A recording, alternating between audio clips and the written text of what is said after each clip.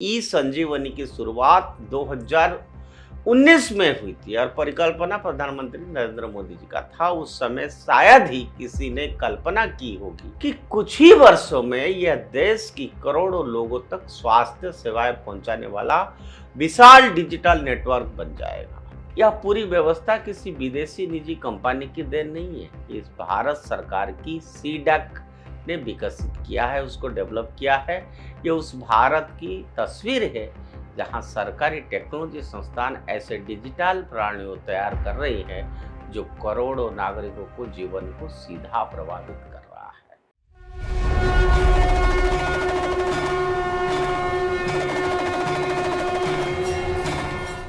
नमस्कार, उदय India digital में आप सबका बहुत बहुत स्वागत है। मैं हूं दीपक कुमार रथ। आज भारतीयता का शंखनाद में बात करेंगे कैसे टेक्नोलॉजी लोगों की सेवा करने के लिए पहुंचता है।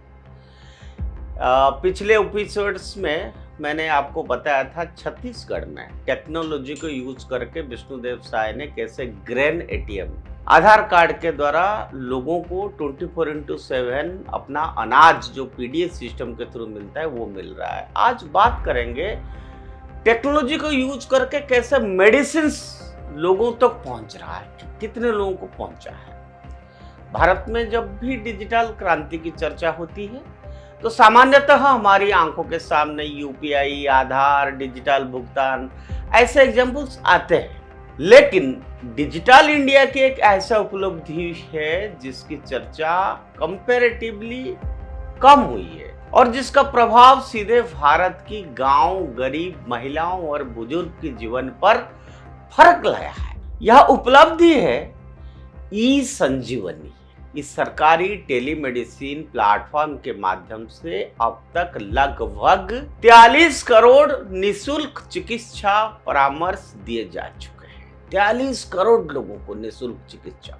43 करोड़ मतलब 430 मिलियन। यह संख्या केवल एक आंकड़ा नहीं बल्कि भारत में स्वास्थ्य सेवाओं की पहुंच के उसको बदलते भूगोल का प्रमाण है। कितना बड़ा नंबर तक ई मेडिसिन के द्वारा लोगों तक चिकित्सा भी पहुंचा, मेडिसिन भी पहुंचा। ई संजीवनी की शुरुआत 2019 में हुई थी और परिकल्पना प्रधानमंत्री नरेंद्र मोदी जी का था। उस समय शायद ही किसी ने कल्पना की होगी कि कुछ ही वर्षों में यह देश की करोड़ों लोगों तक स्वास्थ्य सेवाएं पहुंचाने वाला विशाल डिजिटल नेटवर्क बन जाएगा। कोविड-19 महामारी के दौरान जब हॉस्पिटल्स की ओपीडी बंद थी, लोगों के लिए डॉक्टर तक पहुंचना कठिन हो गया था, तब इस प्लेटफॉर्म ने तेजी से विस्तार किया। 2020 के मध्य तक लाखों परामर्श हो चुके थे। इसके बाद इसकी गति लगातार बढ़ती गई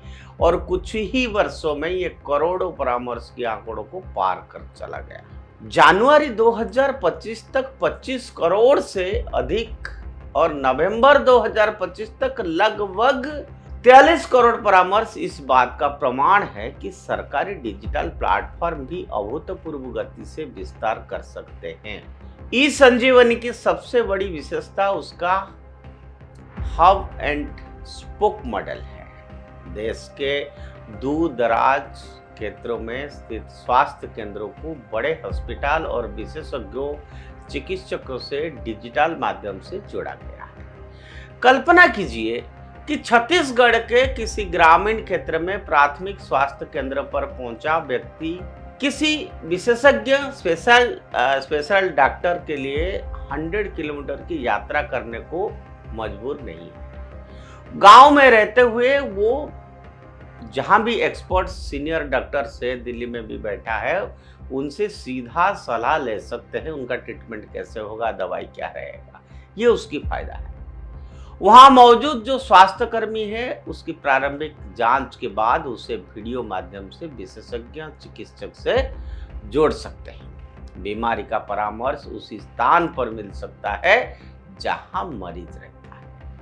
यही वो बदलाव है जिससे केवल टेक्निक उपलब्धि कहकर सीमित नहीं किया जा सकता। भारत जैसे विशाल और भौगोलिक विविधता वाले देशों में स्वास्थ्य सेवाओं की सबसे बड़ी चुनौती केवल डॉक्टर की संख्या नहीं, बल्कि डॉक्टर और मरीज के बीच दूरी भी रही है। ई संजीवनी के टेक्नोलॉजी के माध्यम से इस दूरी को कम करने का प्रयास किया है। लगभग 1.31 लाख ग्रामीण स्वास्थ्य केंद्रों को करीब 17,000 अस्पताल से जोड़ने वाला ये नेटवर्क अब किसी अस्थायी कोविड व्यवस्था के रूप में नहीं, बल्कि ग्रामीण स्वास्थ्य अवसंरचना के महत्वपूर्ण हिस्से के रूप में विकसित हुआ है।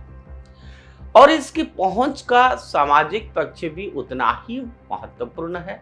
इसके लाभार्थियों में बड़ी संख्या महिलाओं की है। करीब 57% लाभार्थी महिलाएं हैं, जबकि लगभग 12% वरिष्ठ नागरिक भी है। ये वही वर्ग है जिनके लिए शहर के अस्पताल तक बार बार जाना आर्थिक, सामाजिक और शारीरिक रूप से कठिन हो सकता है। इस दृष्टि से ई संजीवनी केवल ऑनलाइन डॉक्टर की सुविधा नहीं, बल्कि स्वास्थ्य सेवाओं की लोकतंत्रीकरण का माध्यम बन गया है। सबसे महत्वपूर्ण बात यह है कि यह पूरी व्यवस्था किसी विदेशी निजी कंपनी की देन नहीं है। इस भारत सरकार की सीडैक ने विकसित किया है, उसको डेवलप किया है। ये उस भारत की तस्वीर है जहां सरकारी टेक्नोलॉजी संस्थान ऐसे डिजिटल प्रणालियों तैयार कर रही हैं जो करोड़ों नागरिकों को जीवन को सीधा प्रभावित कर रहा है। भारत की डिजिटल कहानी केवल यूपीआई के अरबों लेन देन या आधार की विशाल संख्या तक अब सीमित नहीं है। उसकी असली सफलता तब दिखाई देता है जब टेक्नोलॉजी किसी महानगर के स्मार्टफोन से निकलकर गांव के स्वास्थ्य केंद्र तक पहुंचती है और किसी गरीब नागरिकों को डॉक्टर से मिलने के लिए पूरा दिन यात्रा नहीं करना पड़ता है, कोई पैसा नहीं देना पड़ता है उसको। 43 करोड़ परामर्श इसलिए केवल एक संख्या नहीं होता है, एक बहुत बड़ा व्हील है। ये उस बदलती हुई भारत है, ये बदलते भारत का प्रमाण है जहां टेक्नोलॉजी सुविधा नहीं, सेवा का भी माध्यम बन रही है। डिजिटल इंडिया की यही वह शांत क्रांति है जिसकी आवाज भले महानगरों में कम सुनाई दे, लेकिन जिसका प्रभाव भारत की गांव में बहुत गहरा है।